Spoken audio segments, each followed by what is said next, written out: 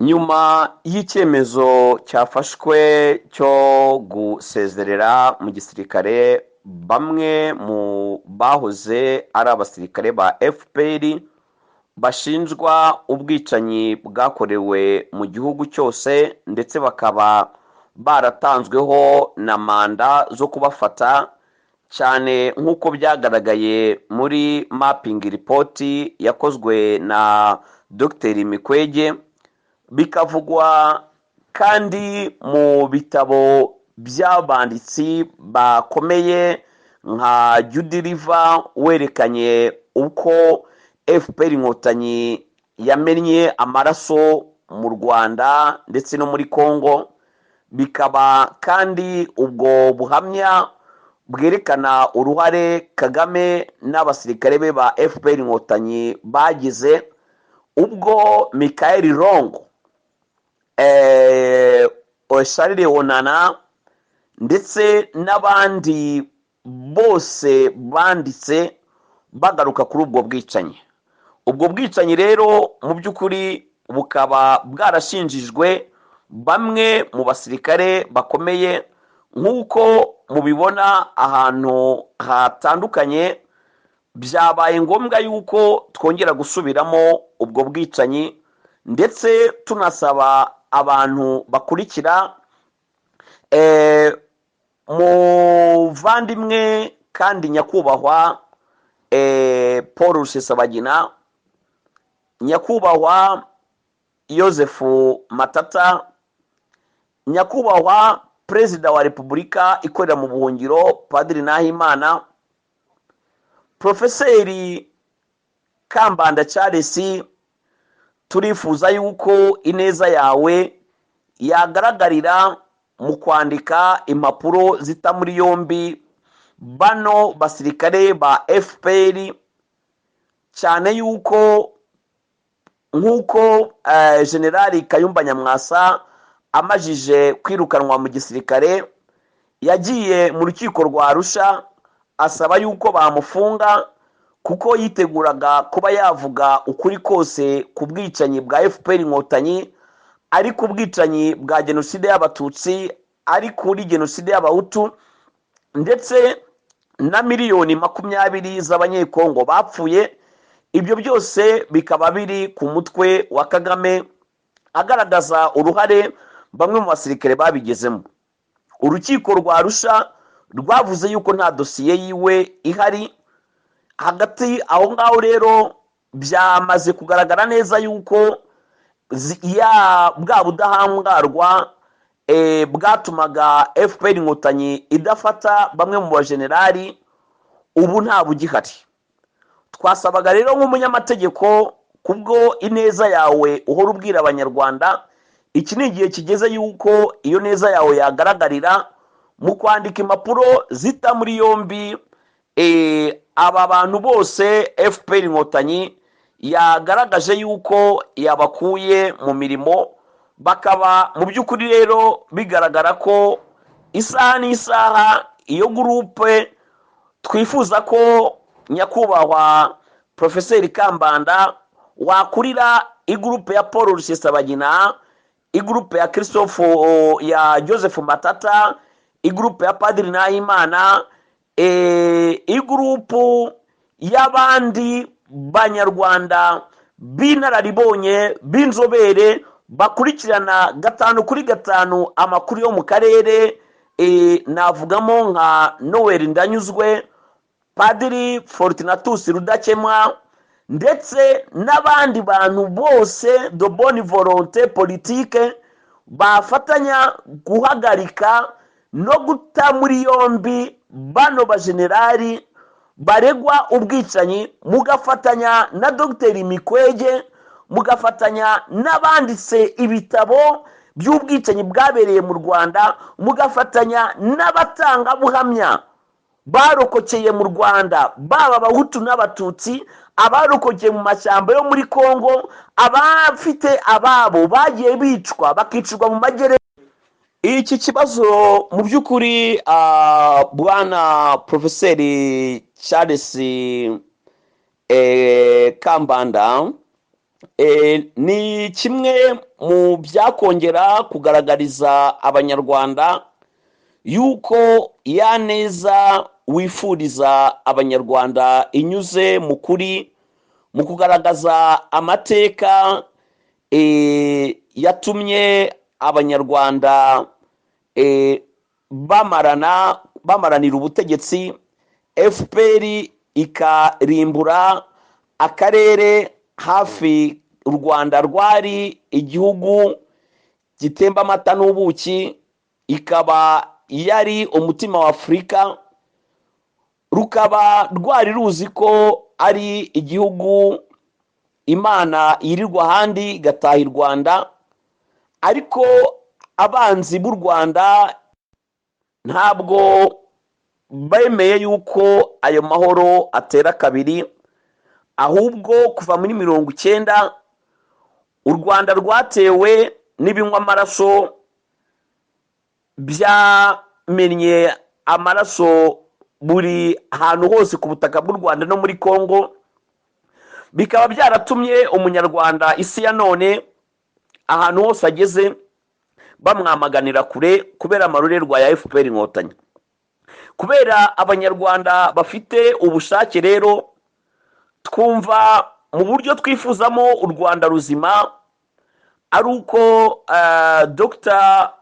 kambanda charles wafatanya n'abo banyarwanda twabonyemo ubunyangamugayo nka paul rusesabagina, nka joseph matata, nka faustin twagiramungu, nka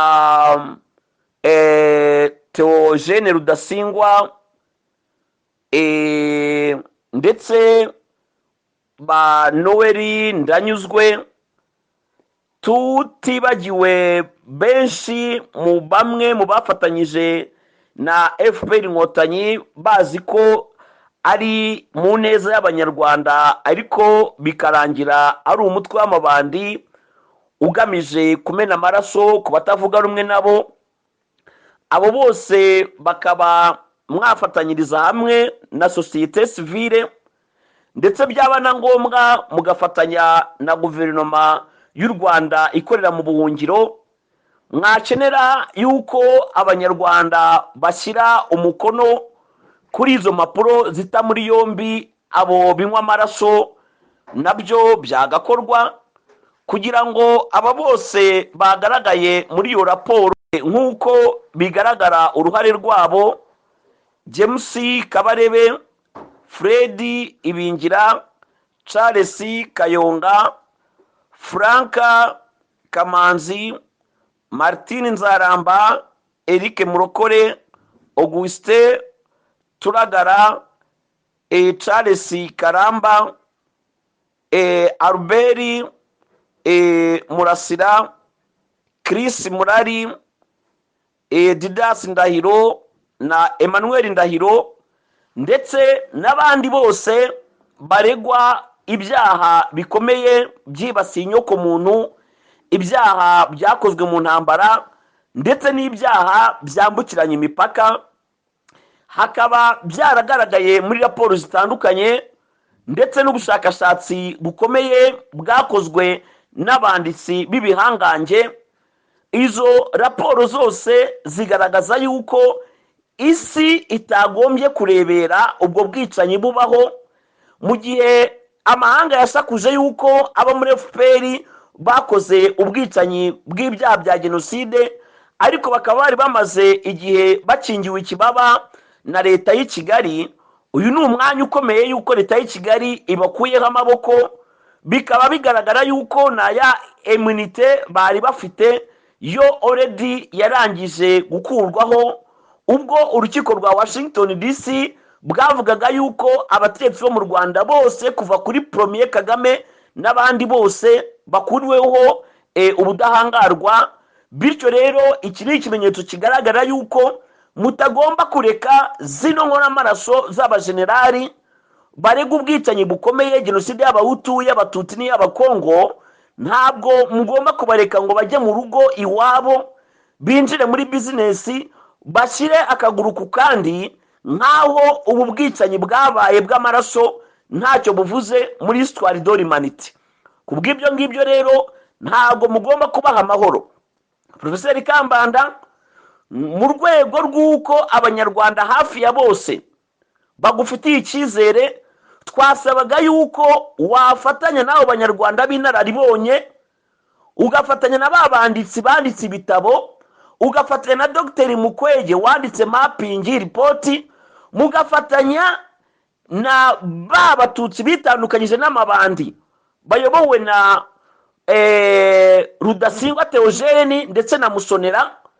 mukagerageza kwerekana yuko mukeneye igihugu kizima, igihugu cy'abanyarwanda bose bazagiramo ijambo, igihugu kitabamo ubusumbane, igihugu kizarangwa n'uburinganire, kandi igihugu abanyarwanda abahutu abatwa n'abatutsi bazashyira hamwe